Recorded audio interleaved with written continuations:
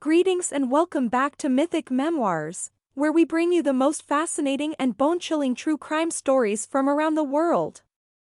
As always, we've scoured the archives to bring you a tale that will leave you on the edge of your seat, so sit back, relax, and get ready to be transported into the dark and twisted world of true crime. The Oklahoma City bombing was a tragedy that shook the nation to its core. The sheer devastation caused by the attack left the country reeling, as the death toll climbed and the full extent of the damage became clear.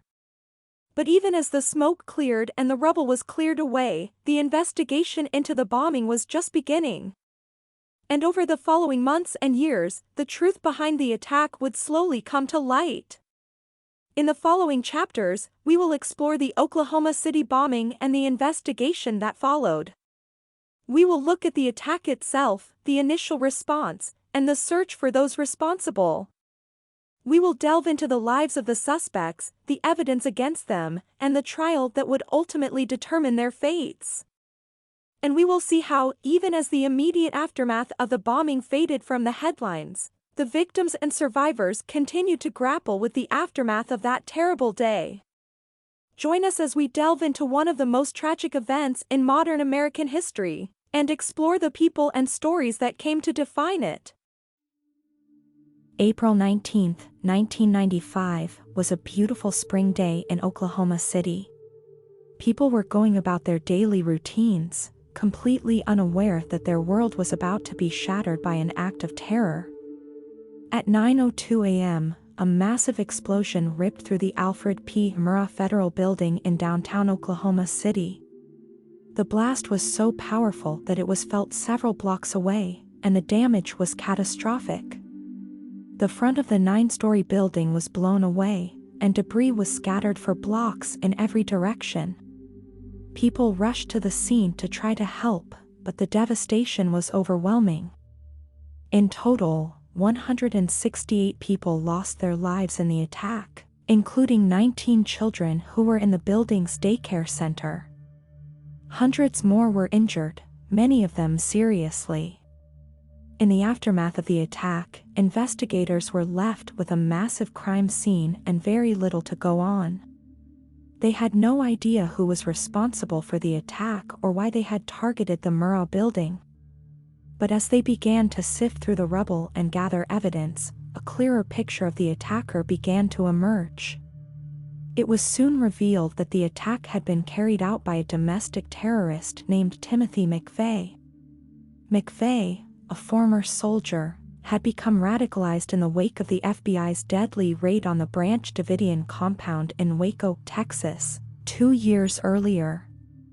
He saw the government as a tyrannical force that needed to be overthrown, and he believed that attacking a federal building was a way to strike back at the government. The attack was meticulously planned and executed. McVeigh had rented a truck and packed it with a homemade bomb made of ammonium nitrate and fuel oil. He parked the truck in front of the Murrah building and then walked away, leaving the bomb to detonate. He was aided by a network of accomplices, including Terry Nichols and Michael Fortier, who helped him acquire the materials and plan the attack. The attack stunned the nation and brought the issue of domestic terrorism to the forefront of public consciousness. It also sparked a massive manhunt for McVeigh and his accomplices, who had fled the scene in the aftermath of the explosion.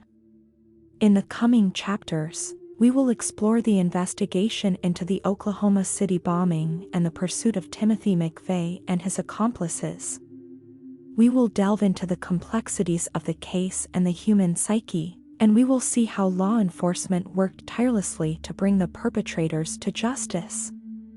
And we will remember the victims of this horrific attack, whose lives were tragically cut short on that fateful day. In the aftermath of the Oklahoma City bombing, investigators from various agencies began working tirelessly to piece together the events that led up to the attack, and to identify those responsible. The FBI was immediately called in to lead the investigation, and they quickly set up a command center in a nearby hotel. Over the coming days and weeks, Hundreds of agents and law enforcement officials from various agencies would be brought in to assist in the investigation. The first priority was to secure the crime scene and gather evidence. The bombing site was declared a federal crime scene, and a team of forensic experts was brought in to collect debris and analyze it for any potential clues. They meticulously combed through the rubble, sifting through layers of debris to find anything that could help identify the bomber. Meanwhile, investigators began interviewing witnesses and analyzing surveillance footage from cameras in the area. They were able to piece together a timeline of events leading up to the attack and identify a Ryder rental truck that had been parked outside the Alfred P. Murrah Federal Building on the morning of the bombing. The truck had been rented by a man named Timothy McVeigh, a former Army soldier who had become increasingly disillusioned with the government and had a deep hatred for the FBI and law enforcement agencies. He had been radicalized by extremist groups and had been planning the attack for months. Investigators quickly identified McVeigh as a suspect and launched a massive manhunt to find him. They also discovered that McVeigh had an accomplice, a man named Terry Nichols, who had helped him build the bomb. As the investigation progressed, the FBI and other agencies worked tirelessly to gather evidence and build a case against McVeigh and Nichols. They conducted interviews, analyzed bomb fragments, and collected DNA samples. They were able to link the two men to the rental truck and to the materials used to build the bomb. Finally, in the weeks following the attack, McVeigh was located and arrested during a routine traffic stop in Oklahoma. Nichols was arrested a short time later in Kansas. The two men were charged with multiple counts of murder and conspiracy, and the investigation would soon move into the trial phase. The investigation into the Oklahoma City bombing was one of the largest and most complex in U.S. history. It involved hundreds of agents and law enforcement officials, and required an unprecedented level of cooperation between various agencies. And despite the challenges and obstacles they faced, the investigators were able to identify and bring to justice those responsible for the senseless and tragic attack. As investigators combed through the rubble of the Alfred P. Murrah Federal Building, they began to piece together the horrific details of the attack. It quickly became apparent that this was not the work of a lone wolf. The sheer scale of the destruction and the sophisticated nature of the bomb indicated that there had to be a larger network involved. The first suspect to emerge was Timothy McVeigh, a former Army soldier with a deep-seated hatred of the federal government. McVeigh had been seen in the vicinity of the Murrah building on the morning of the attack, and his truck was later found abandoned in a nearby parking lot. The truck was filled with evidence that linked McVeigh to the bombing, including bomb-making materials and a receipt for the purchase of ammonium nitrate fertilizer, a key component of the bomb. As the investigation continued, a second suspect emerged, Terry Nichols, an Army buddy of McVeigh's who had helped him acquire the materials for the bomb. Nichols had a long history of anti-government sentiment, and investigators believed that he had played a key role in planning and carrying out the attack. But as the net widened, it became clear that there were others involved in the conspiracy. A man named Michael Fortier came forward and confessed that he had known about the plot in advance and had helped McVeigh and Nichols scout potential targets. Two brothers, James and Terry McNamara, were also implicated in the plot, as were several other individuals with ties to right-wing extremist groups. The search for the suspects was intense, with law enforcement agencies from across the country joining in the effort. McVeigh was eventually apprehended on April 19, 1995, just 90 minutes after the bombing, as he was driving away from the scene of the attack. Nichols was arrested a few days later, and several other suspects were also taken into custody in the following weeks. As the trial approached, the nation watched with bated breath to see how the perpetrators would be brought to justice. The trial was held in Denver, Colorado, to ensure a fair and impartial jury, and it was one of the most high-profile trials in U.S. history. Prosecutors presented a mountain of evidence against McVeigh and Nichols, including bomb-making materials, witness testimony, and a recorded confession from McVeigh himself. In the end, McVeigh was found guilty on all counts and sentenced to death. Nichols was also found guilty on multiple charges, including conspiracy to use a weapon of mass destruction, and was sentenced to life in prison without the possibility of parole. The other suspects received lesser sentences, but the nation was left with a sense of closure and justice for the victims of one of the deadliest terrorist attacks on U.S. soil. In the aftermath of the bombing, the FBI and ATF worked tirelessly to track down and apprehend the suspects responsible for the attack. Their investigation led them to Timothy McVeigh and Terry Nichols, who were both arrested and charged with multiple counts of murder and conspiracy. The trial of Timothy McVeigh began in April 1997, and it quickly became one of the most high-profile trials in American history. The prosecution presented a wealth of evidence against McVeigh, including witness testimony, forensic evidence, and incriminating statements made by McVeigh himself. The defense argued that McVeigh was not the sole mastermind behind the attack and that he was working with a larger group of individuals. They also attempted to portray McVeigh as a patriot who was motivated by a desire to avenge the deaths of innocent people at the hands of the government, specifically in the 1993 Waco siege and the Ruby Ridge incident. Despite the defense's efforts, McVeigh was found guilty on all counts and sentenced to death. The trial of Terry Nichols began later that year and resulted in his conviction on conspiracy and manslaughter charges. He was also sentenced to life in prison. The trials of McVeigh and Nichols brought some closure to the victims' families, but they also raised important questions about domestic terrorism and the radicalization of individuals within the United States.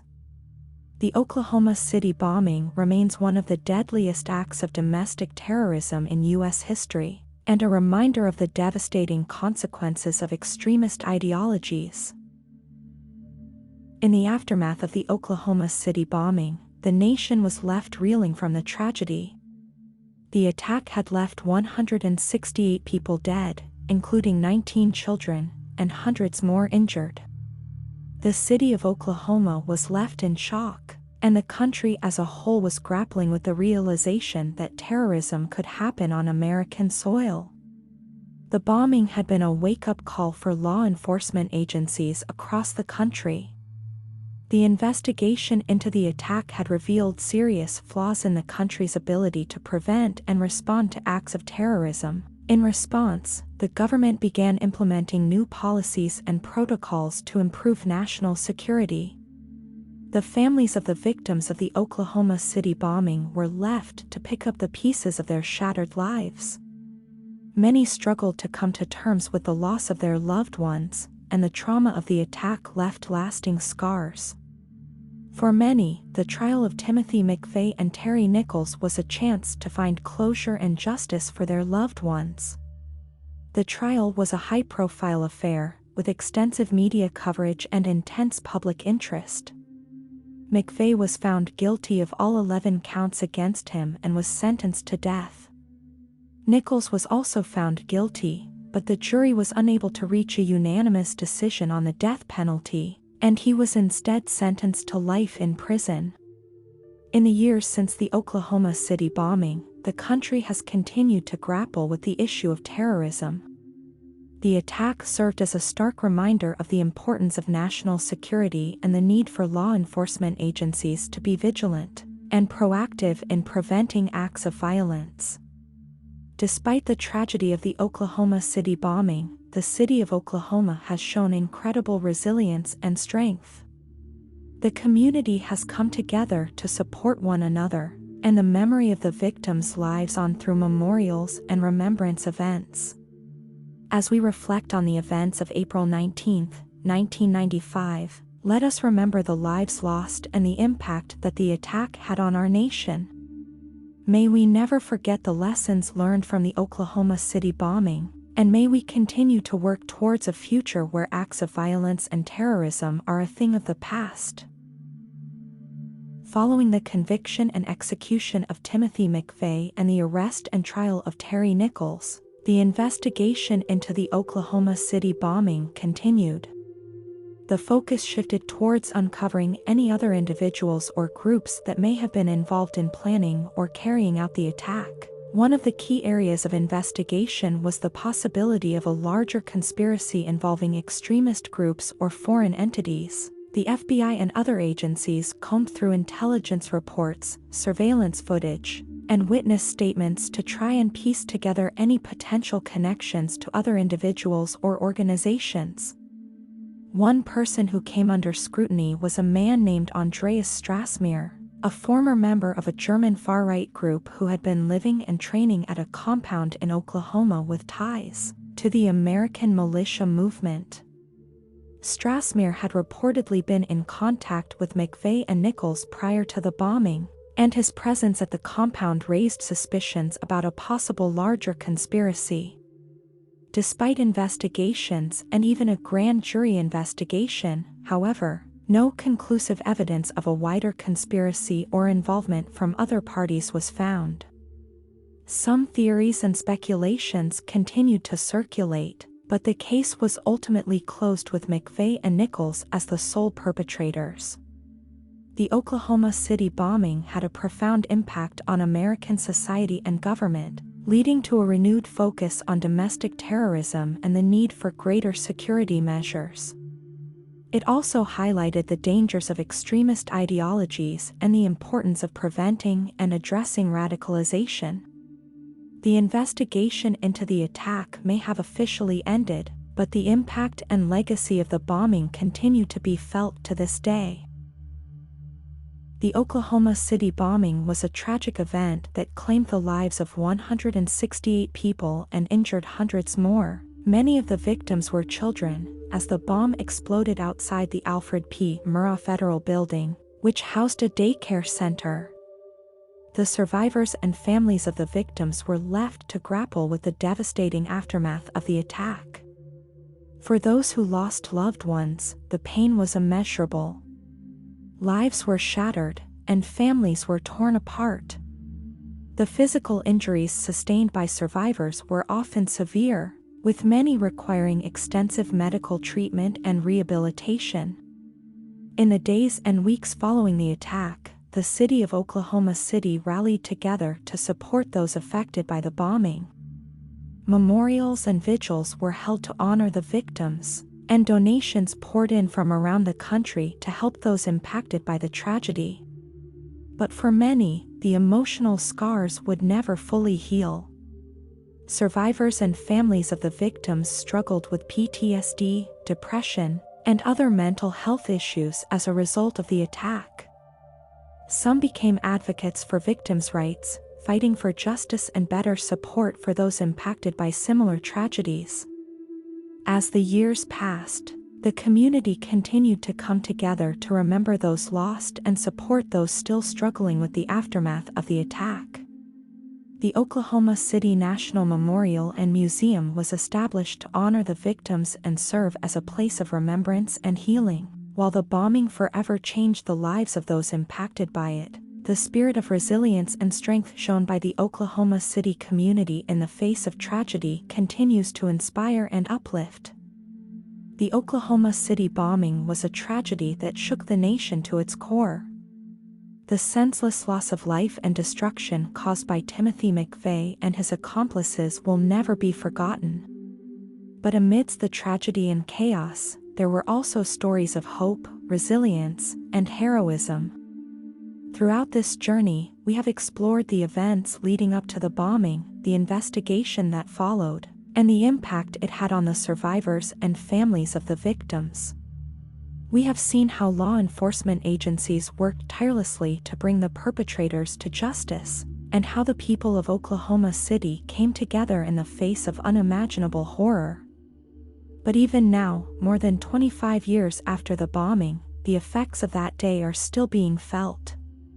The trauma and loss suffered by the victims and their families will never truly be healed. And as we continue to grapple with the consequences of domestic terrorism, we must remain vigilant and committed to preventing such tragedies from ever happening again. Thank you for joining me on this journey into the tragedy of the Oklahoma City bombing. We've explored the attack itself, the investigation that followed, and the trial of the perpetrator. We've also looked at the impact of the bombing on the victims, their families, and the community. I hope that this video has shed some light on the events of that fateful day, and that it has honored the memory of those who lost their lives.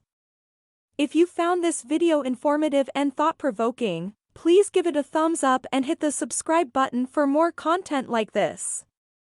I also invite you to share your thoughts on the Oklahoma City bombing and its aftermath in the comments section below. How has this event impacted you? Do you think justice was served in the trial? Let's continue the conversation. Thank you again for watching, and let's never forget the importance of coming together as a community in the face of tragedy.